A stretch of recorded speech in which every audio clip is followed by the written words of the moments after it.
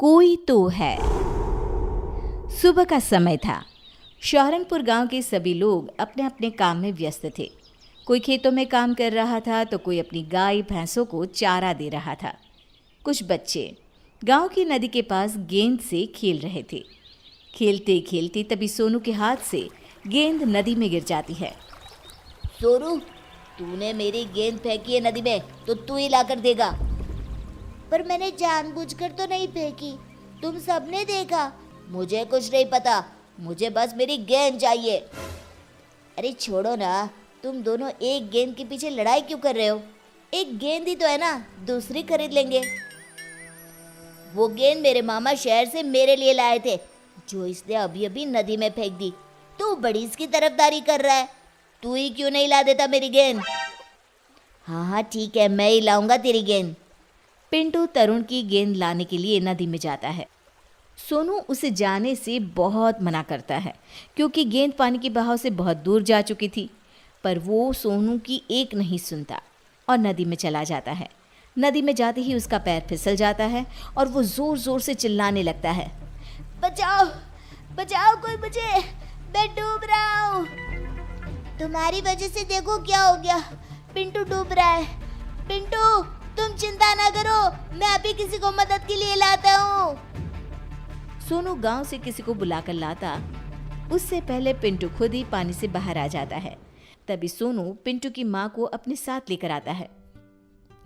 मेरे बच्चे, तू नदी में क्यों गया था? अगर तुझे कुछ हो जाता तो मेरा क्या होता? पर तू बाहर कैसे आया?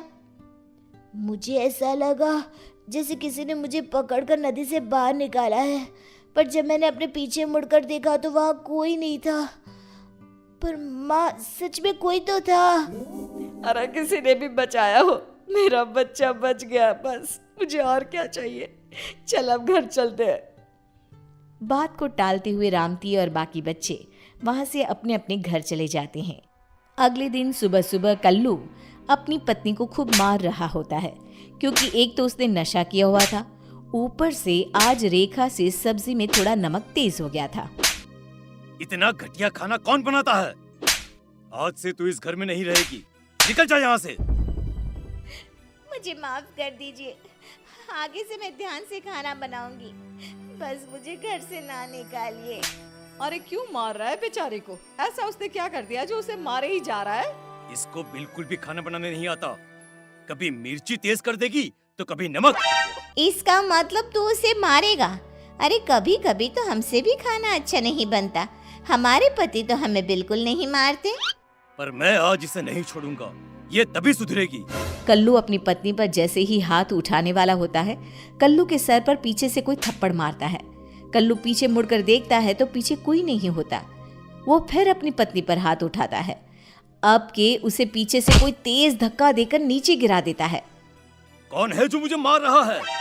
पास में पड़ा डंडा अचानक हवा में उड़ते हुए आता है और कल्लू को जोर जोर से मारने लगता है।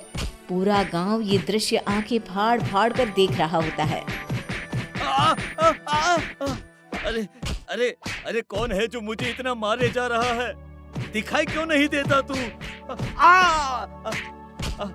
मैं अब कभी अपनी पत्नी को नहीं मारूंगा, जैसा बनाएगी वैसा ही खा लूंगा चुपचाप। अब मुझे छोड़ दो। कल्लू के इतना कहने पर डंडा रुक जाता है और नीचे गिर जाता है। उसकी पत्नी उसे उठाकर अपने साथ घर के अंदर ले जाती है। ये तो चमत्कार ही हो गया, ऐसा तो मैंने कभी नहीं देखा। आखिर ये कैसे हो सकता है? सामने कोई दिखाई नहीं पड़ रहा था और डंडा अपने आप कल्लू को पीटे जा रहा था। कुछ भी हो भीमा भाई, जो हुआ बहुत अच्छा हुआ। गांव के सभी लोग वहां से चले तो जाते हैं, पर रोज गांव में ऐसी ही घटना होने लगी जिसमें गांव वालों को शक होता है कि कोई तो है पर दिखाई नहीं देता वो। कुछ दिन बाद मनोरमा के झोपड़े में अचानक आग लग जाती है। उसके साथ उसका 2 साल का बच्चा भी अंदर झोपड़े में ही होता है। बचाओ बचाओ, कोई हमें! आग आग! अरे गांव वालों, मनोरमा बहन के झोपड़े में आग लग गई है, जल्दी आ जाओ। अगर इस आग को जल्दी से नहीं बुझाया तो मनोरमा और उसका बच्चा इसी आग में जलकर मर जाएंगे। उसका पति भी घर पर नहीं है। अरे वो तो खेत पर है। बातें बनाना बंद करो और जल्दी से इस आग को बुझाओ, जल्दी करो। आग इतनी तेज थी कि काबू में नहीं आ रही थी। हे भगवान बचा ले, अब तेरा ही सहारा है, मेरे बच्चे को बचा ले। तभी एक जोर का झोंका आता है आंधी का। धूल भरी, उसमें ढेर सारी रेत और मिट्टी थी। गांव वाले अपनी अपनी आंखें बंद कर लेते हैं क्योंकि आंधी में उन्हें कुछ भी दिखाई नहीं पड़ रहा था। तभी वो धूल भरा झोंका मनोरमा के झोपड़े से टकराता है। मिट्टी और रेत की वजह से आग बुझ जाती है और मनोरमा अपने बच्चे को लेकर बाहर आ जाती है। ये तो चमत्कार ही हो गया।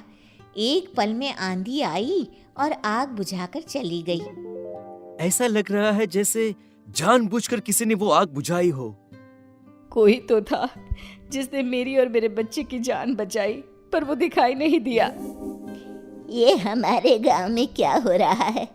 कोई तो है पर वो हमें दिखाई क्यों नहीं देता? काकी ने बिल्कुल सही कहा। इस गांव में कभी भी कोई मुसीबत हो तो वो तुरंत आकर उसे बचा लेता है, पर कभी किसी ने उसे देखा नहीं, बस महसूस किया है। अरे मैं तो कहता हूँ क्यों न हम सब मंदिर के पंडित के पास चले। हाँ, ये सही रहेगा। वो पंडित जी बहुत पहुँचे हुए पंडित हैं।